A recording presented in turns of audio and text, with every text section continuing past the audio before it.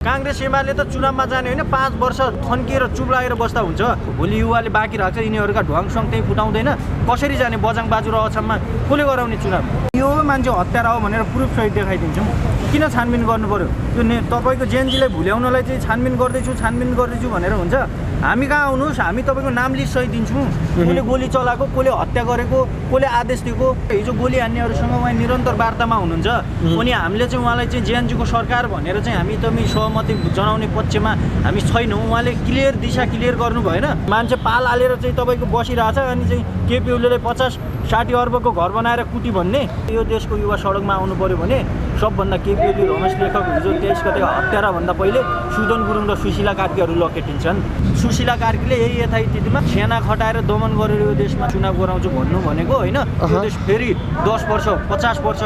तपाईँ पछि धकेल्नु हो चुनाव गराउनु भन्दा उहाँले चाहिँ यो अहिले तत्काल चाहिँ जेएनजीका माग पुरा गर्न घाइतेका माग शहीदका सपना पुरा गर्नतिर लाग्नुको विकल्प छैन र चुनाव कसले गराउने भने यो देशमा युवाको भावना विपरीत कसैले पनि चुनाव गर्न सक्दैन 84 को चुनाव 82 मा सार्नलाई जेएनजीले आन्दोलन गरेको हो चुनावी एजेन्डा जेएनजीको म्यान्डेट नै होइन कुनै पनि हालतमा हामी यो चुनावलाई स्वीकार्दैनौँ घाइते शहीदहरू देख्नु भएन सडकमा भौतारी राख्नु भएको छ बन्द गर जिन्दाबाद जिन्दाबाद किन चुप हजुरआमा किन कामे आमा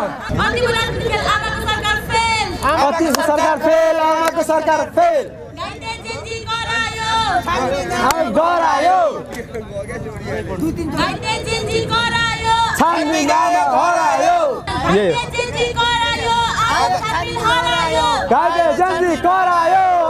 छानबिन हरायो जेएनजीका कुनै पनि माग पुरा भएका छैनन् होइन अब हाम्रो आमैको सरकारले अब हामी युवालाई चाहिँ बालुवाटार र सिंहदरबारमा लगभग प्रवेश निषेध नै गरिसक्नु भयो होइन त्यो कारणले चाहिँ अब हाम्रा माग पुरा नभएसम्म त हामी यत्तिकै तपाईँको विलय हुने अवस्था देखियो त्यो कारणले गर्दा चाहिँ हाम्रा माग पुरा नभएसम्म हामी कुनै पनि हालतमा पछि हट्दैनौँ भनेर हामी लगातार सडकमा छौँ तपाईँहरूको मेन नारा करप्सन विरुद्ध थियो होइन सुरुमा चाहिँ करप्सन विरुद्ध थियो सुरुमा चाहिँ तर किन अहिलेसम्म छानबिन गर्न नसके छानबिन त अब नेपालको छानबिन आयोग त त्यही हो नि एउटै काण्डको छानबिन गर्न 10 वर्ष लाउँछ कहिले छानबिन गर्ने एउटा नाम मात्रै हो केही छानबिन हुँदैन भनेपछि अब यो जेएनजी आन्दोलनको छानबिन अब 10 वर्षपछि हुन्छ यो मान्छे हत्यारा हो भनेर प्रुफ सहित देखाइदिन्छौँ किन छानबिन गर्नु पर्यो त्यो तपाईँको जेएनजीलाई भुल्याउनलाई चाहिँ छानबिन गर्दैछु भनेर हुन्छ हामी कहाँ आउनुहोस् हामी तपाईँको नाम लिस्ट सहित दिन्छौँ कसले गोली चलाएको कसले हत्या गरेको कसले आदेश दिएको तपाईँहरूलाई त सिंहदरबार किन छानबिन गर्ने तपाईँहरूलाई त सिंहदरबारबाट निषेध गरिदिनु भइसक्यो गरिदिनु भयो अब जेएनजीको माग छैन जेएनजीको मागै छैन भनिदिनु भइसक्यो तपाईँ अदृश्य शक्तिबाट परिचालित व्यक्तिहरूसँग चाहिँ उहाँ सिंहदरबार र बालुवाटारमा मिटिङ गर्नुहुन्छ अब यो देशका चाहिँ जो हिजो लडेका थिए जो तपाईँको जेएनजी थिए हिजो जुन बानेश्वरमा लडेका साथीहरू थिए होइन जसले सर्वोच्च जलाएनन् जसले तपाईँको यो देशको न्यायालय जलाएनन् उहाँहरूसँग उहाँ वार्ता गर्न मान्नु भएन जसले हिजो आगो लगाए सिंहदरबार जलाए तपाईँको सबै गऱ्यो उहाँले चाहिँ तब उहाँसँग चाहिँ उहाँ वार्ता गरिराख्नु भयो दलहरूको नेताहरूसँग पनि वार्ता गरिरहनु भयो उहाँले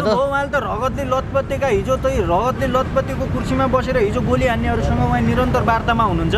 अनि हामीले चाहिँ उहाँलाई चाहिँ जेएनजीको सरकार भनेर चाहिँ हामी तपाईँ सहमति जनाउने पक्षमा हामी छैनौँ उहाँले क्लियर दिशा क्लियर गर्नु भएन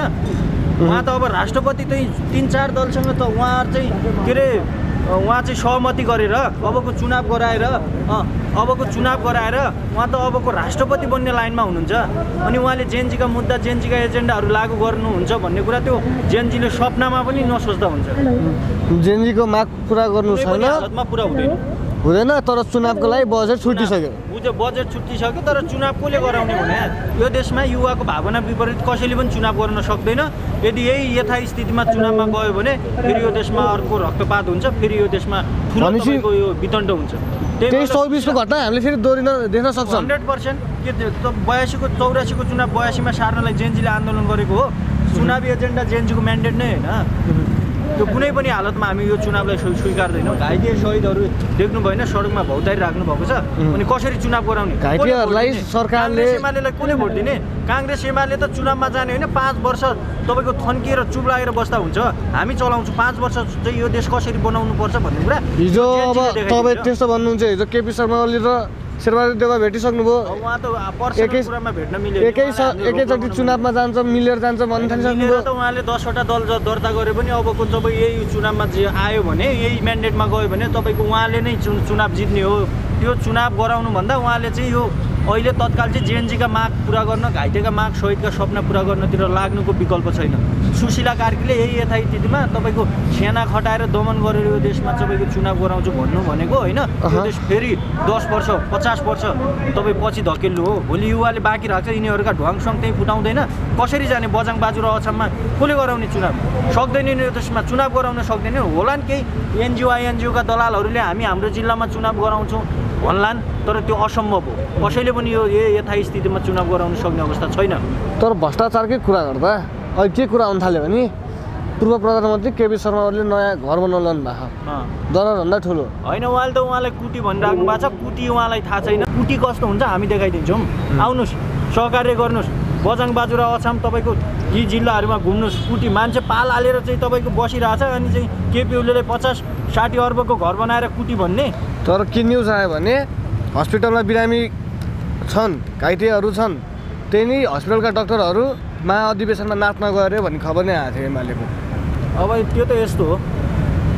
घाइतेहरूले सही समयमा उपचार पाउनुपर्छ भन्ने हाम्रो माग हो होइन अब त्यो पर्सनली रूपमा अब डक्टर कहाँ गए पाइलट कहाँ गए होइन पहिलो नियन्त्रण त पहिलो प्राथमिकता त तर उनीहरूले चाहिँ तपाईँको घाइतेलाई चाहिँ सही सलामत चाहिँ उपचार गराउनुपर्छ भनेर हाम्रो माग तपाईँहरूको आन्दोलन कतिसम्म जान्छ आज कति दिन हो हाम्रो माग पुरा नभएसम्म जान्छ आज कति दिन भयो आज त हामी सुरुदेखि आन्दोलनमा छौँ नि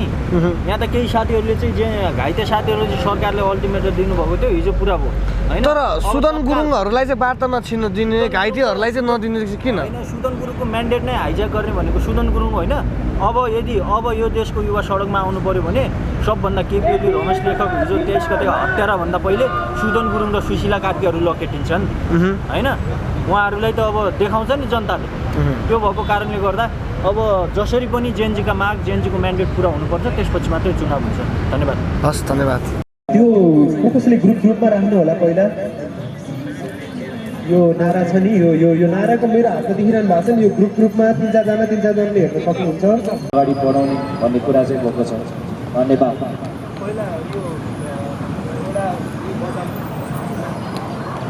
र अहिले घाइतेहरू हुनुहुन्छ माइती घरमा र हाम्रो जेएनजी साथीहरू लगायत युवा साथीहरू हुनुहुन्छ पछाडि हाम्रो नागरिक बुबा अङ्कलहरू सम्पूर्ण हुनुहुन्छ उहाँहरूले हामीलाई साथ दिएकोमा धेरै धेरै धन्यवाद हामी अब आजबाट सुरुवात गरेपछि हाम्रो अन्त्य र गन्तव्य हामीलाई थाहा छैन हाम्रो जबसम्म मागहरू सम्बोधन गर्दैन हाम्रो सबैले माग